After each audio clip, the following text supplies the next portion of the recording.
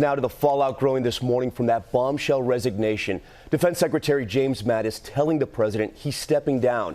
Remember, this comes just a day after the president made the surprise announcement about withdrawing troops from Syria. Mattis has widely been seen as a stabilizing presence in the White House, but now he's on his way out. Chief Global Affairs Correspondent Martha Raddatz has more now from Washington. Martha, good morning. Good morning, Tom. This is the most consequential resignation from Trump's cabinet yet. Jim Mattis brought vast experience, gravitas, and a steady hand. He is adored by those who have served with him, but he simply could no longer tolerate the differences he had with this president. The letter of resignation came just hours after Secretary Mattis met with President Trump at the White House. Mattis making perfectly clear he has deep foreign policy disagreements with the president, writing, "My views on treating allies with respect and also being clear-eyed about both malign actors and strategic competitors," mentioning China and Russia specifically, "are strongly held and informed by over 4 decades of immersion in these issues. We must do everything possible to advance an international order that is most conducive to our prosperity and values, and we are strengthened in this effort by the solidarity of our alliances."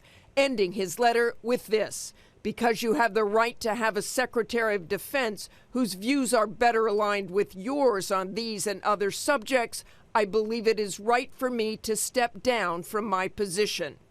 In the beginning, Donald Trump thought Jim Mattis was the perfect man for the job with the perfect nickname, Mad Dog Mattis. For Mattis, who cringes at that nickname, it was duty first, just weeks ago saying, When the President of the United States asks you to do something in America, you just do it. To quote Nike, just do it. But Syria was the last straw. Mattis spent 4 decades in the Marine Corps, years on battlefields around the globe. Yet Donald Trump, despite Mattis's plea not to, announced he was pulling all U.S. troops out of Syria. So our boys, our young women, our men, they're all coming back.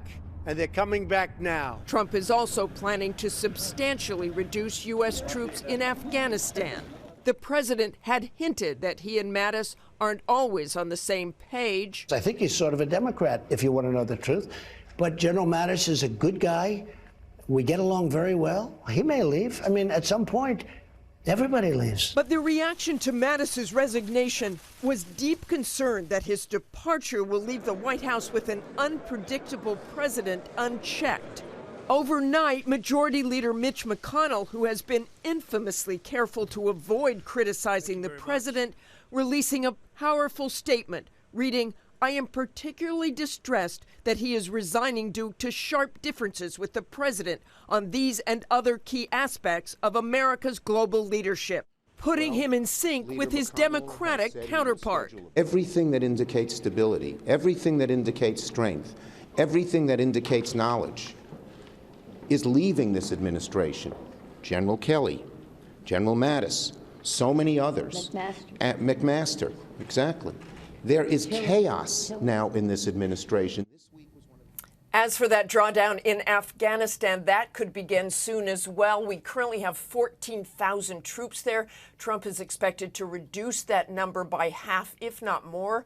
Mattis was not in favor of that either, but we are told Trump wants to fulfill a campaign promise that he believes is popular with his base. Cecilia? Yeah, he really wants to check these things off his list right now. Martha, you call this the most consequential departure of this administration. I've got to say the concern I've heard from people over the Mattis leaving is unlike any concern I've heard in any other resignation in this administration so far.